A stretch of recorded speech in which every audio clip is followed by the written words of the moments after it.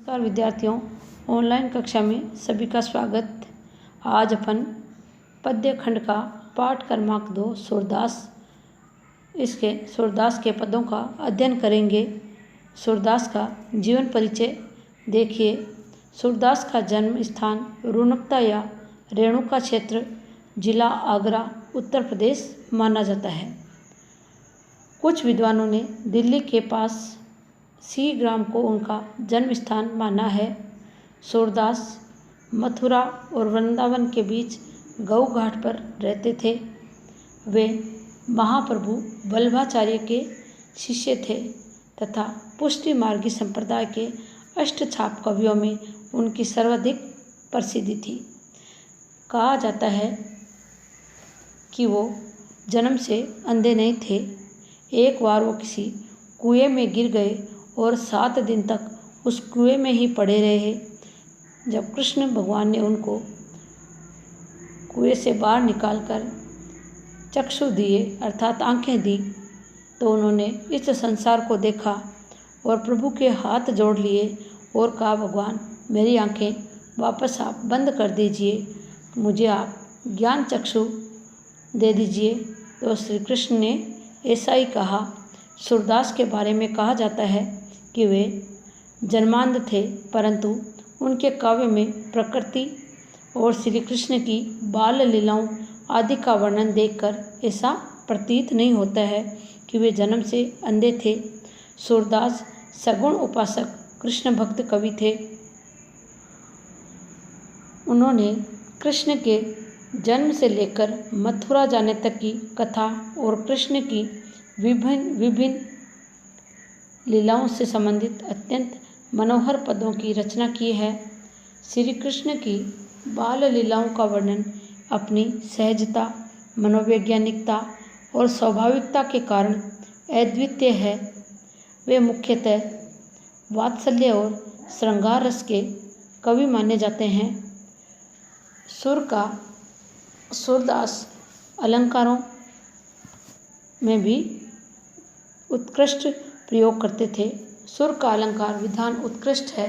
उसमें शब्द चित्र उपस्थित करने एवं प्रसंगों की वास्तविक अनुभूति करने की पूर्ण क्षमता है। सुर ने अपने काव्य में अन्य अनेक अलंकारों के साथ उपमा, उत्प्रेक्षा और रूपक अलंकार का कुशलता से प्रयोग किया है। सुर की भाषा ब्रज भाषा है। साधारण बोलचाल की भाषा को परिष्कृत कर उन्होंने उसे साहित्यिक रूप प्रदान किया है। उनके काव्य में ब्रज भाषा का स्वाभाविक, सजीव और भावानुकूल प्रयोग है। सुरसागर की 3 रचनाएं अत्यंत प्रसिद्ध है। सुरसागर, सुरसारावली और साहित्य लहरी। सुर के सभी पद गेय हैं और वे किसी न किसी राग से संबंधित है। उनके पदों में काव्य और संगीत का अपूर्व संगम है। इसीलिए सुर सागर को राग सागर भी कहा जाता है। सुर सारावली और साहित्य लहरी सूरदास की अन्य प्रमुख काव्य कृतियाँ हैं। सूरदास ने सुर सागर से 2 पदों का अत्यंत ही मनोहरी वर्णन किया गया है। पहले पद में कृष्ण की बाल लीला का वर्णन है। खेल में हार जाने पर कृष्ण अपनी हार को स्वीकार नहीं करते। यहाँ बाल मनोविज्ञान का सूक्ष्म चित्रण देखा जा सकता है तथा दूसरे पद में गोपियाँ आपस में अपनी सखियों से कृष्ण की मुरली के प्रति जो रोष प्रकट करती है, उससे कृष्ण के प्रति उनका प्रेम ही प्रकट होता है।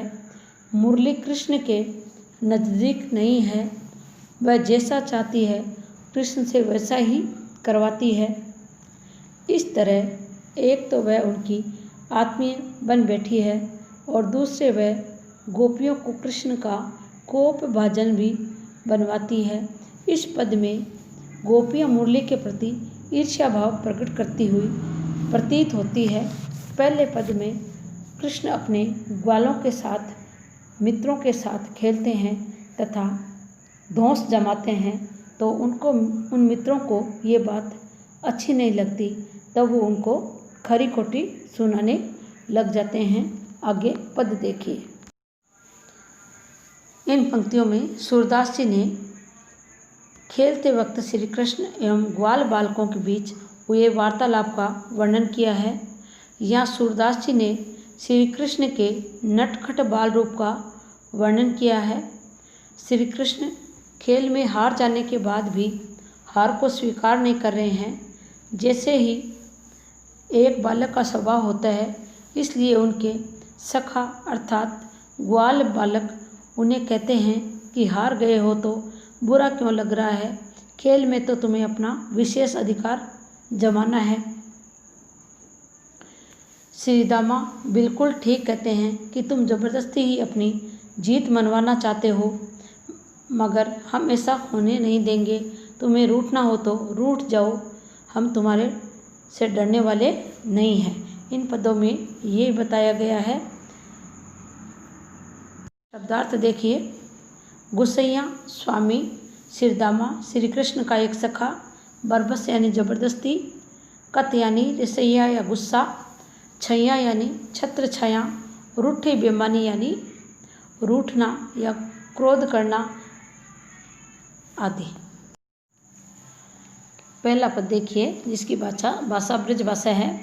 खेलन में को काको गुसैया, हरिहारे जीते श्रीदामा, बरबस ही कत करत रिसैया। जात पात हम ते बड़ नाही, नाही बसत तुम्हारी छैया। अति अधिकार जनावत याते जाते, अधिक तुम्हारे गैया। रूठई करे तासो को खेले, रहे बैठ जै तै गैया। सूरदास प्रभु खेल्यो ही चाहत, दाव दियो कर नंद दोहिया। इस पद में श्री कृष्ण अपने ग्वाल बाल सखाओं से क्रोधित होकर अलग बैठ जाते हैं। जब वो खेलते हैं तो खेल में हार जाते हैं और फिर भी वो अपनी हार स्वीकार नहीं करते हैं। तो कहा गया खेलन में काको गुसैया, तो वो उनके जो मित्र है, सखा है, वो कहते हैं कि हे कान्हा, खेल खेल में किस प्रकार का गुस्सा दिखा रहे हो। हरि के हारे जीते सिर दामा।